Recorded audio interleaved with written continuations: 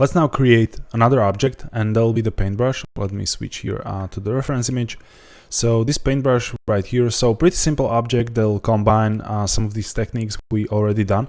But as I said before, I want to go more into the shortcuts rather than using the UI. So the point of this chapter is to get familiar with the shortcuts more.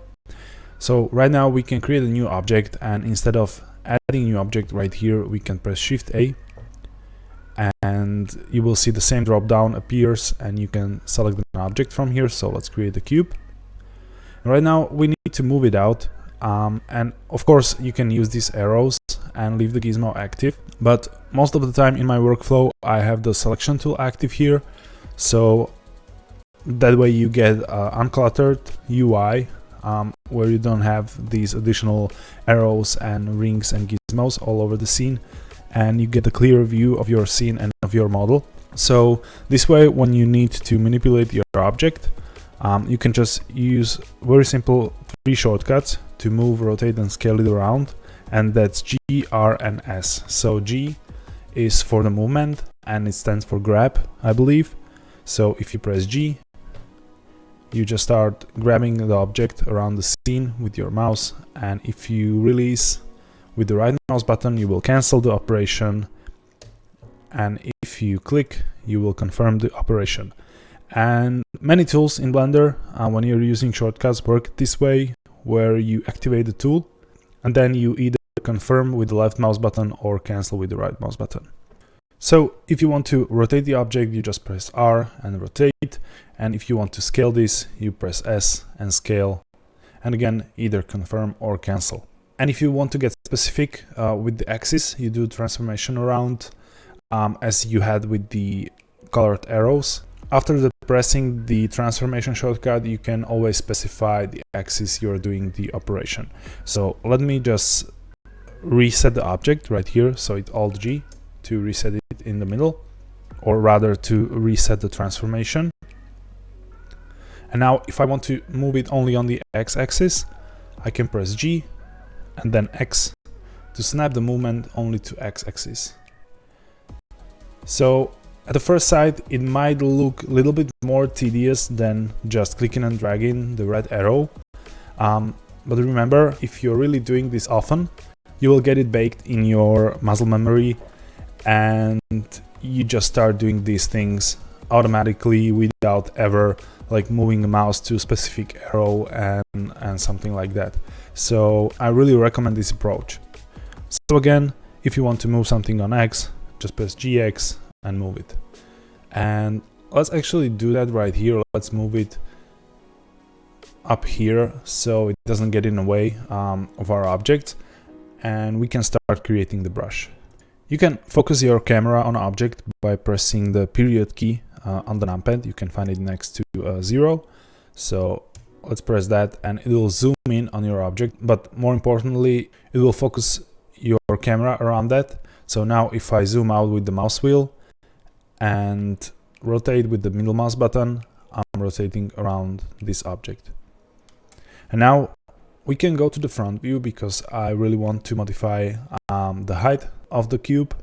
So you can either click the green dot here or press 1 on the numpad, and that's the shortcut for the front view. If you press 3, that's side view. If you press 7, that's top view.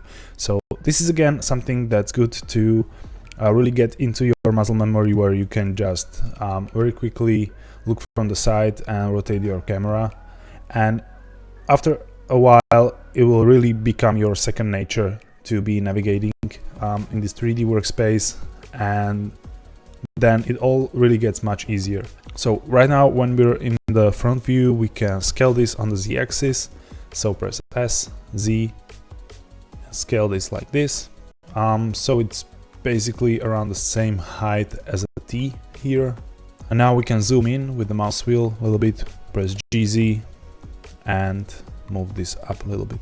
So again, I just press G, then Z, and I'm moving this up and confirm with the left click when you feel like it's touching the X-axis, or you can make use of snapping if you want to be a little bit more precise. So by holding Control and Shift you can snap to these little increments. Now let's rotate the camera, and here we want to make this a little bit smaller. So if you look on the reference image, this is the width of the brush. So here we're basically creating this part of the brush from the cube, and we'll be extruding these other parts from that. And here I want to show you another very useful thing when using shortcuts with transformations. You can exclude the axis from the transformation you are currently doing by pressing Shift and the axis letter that you're trying to exclude. So for example, right now we want to make this more narrow and shorter, but we want to keep the Z height. So we can press Scale. So it's S for scale. And right now, if I press Shift Z, so I don't want to scale on the Z axis, so press Shift Z, you will see only green and red axis highlight. And right now I'm scaling just on this X and Y plane, and the Z axis is locked.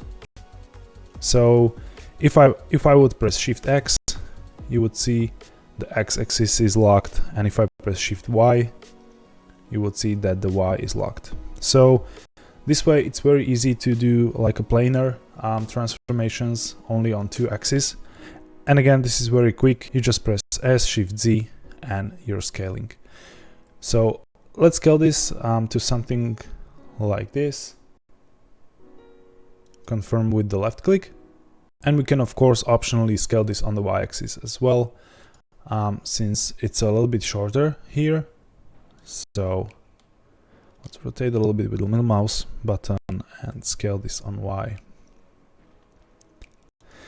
And I said before that if you're defining the shape of the object, you want to do your scales in the edit mode. And if you're only uniformly scaling the object or doing some scaling according to the context of the object, then you want to do it in the object mode. And you might wonder, why am I doing this initial scaling in the object mode?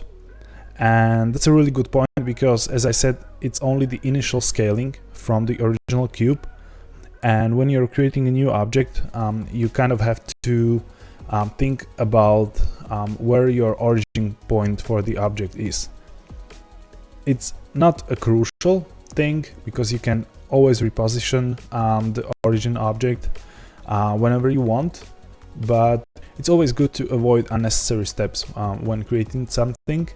So if I look from the front, if I would scale this cube in the edit mode and move it up, the origin point would be down here, not in the middle of the object.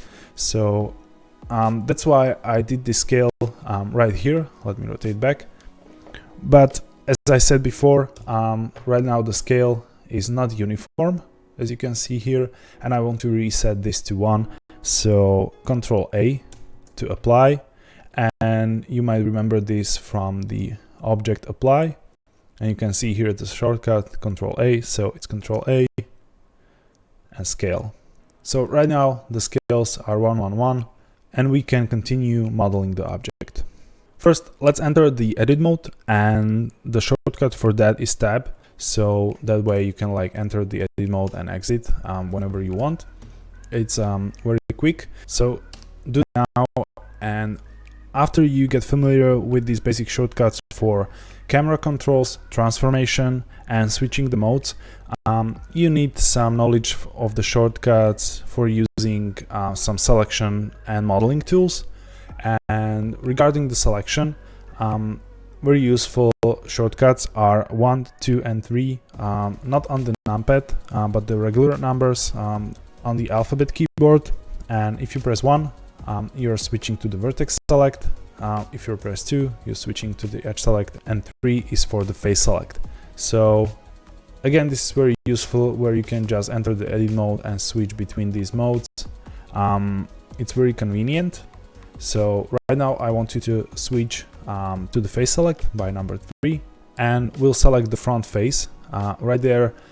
And as you remember from the last chapter, you can do the inset by pressing the letter I. So press the shortcut do a slight inset. And again, for really subtle changes, you can hold Shift. And as you remember, extrude is with the E. So let me just check the reference. We'll be extruding this length on this far side. So extrude it like this and confirm with the left click.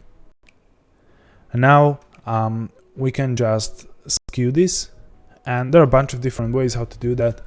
But the easiest way in this particular case would be just to select this edge. So press 2 for edge select, select this one here, and you can either move it on the Y, so G and Y, and you can move it around. But if you press G twice, you will enable that edge slide or vertex slide. We used it before on the pencil, so it's a tool right here. But instead of activating any tool, you just press G and then G once again, and you can slide along the existing edges. If you hold Alt, you can slide outside. So let's slide it in place like that, and that's the front side of the brush. And let's rotate the camera with the middle mouse button, and let's continue modeling on the other side. So go to the face select again by pressing 3 and select the face. And let's stay in edge select and click here to select this edge, and hold Shift and click here to select the edge on the other side as well. And right now we are going to bevel these, and you remember bevel tool, that's right here, but you can use the bevel by pressing Ctrl B. So let's press Ctrl B, and you can see you have the interactive bevel right there. And if you'll start scrolling with the mouse wheel, you can increase the number of segments. So again, very fast way how to use this tool. So let's do something like 6 segments here. We want to make this appear smooth, and even though we can make use of that smooth shading, if the resolution were too small, the geometry would still be visible on the edges there. So let's confirm with the left click.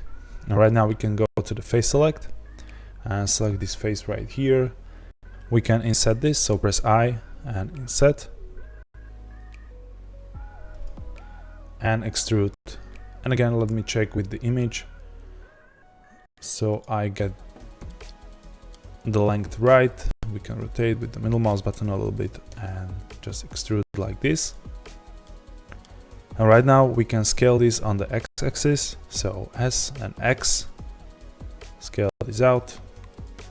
And again, we can go back to the edge select, so press 2, select these 2 edges, and we'll do similar bevel like here. So Ctrl V and bevel it like this.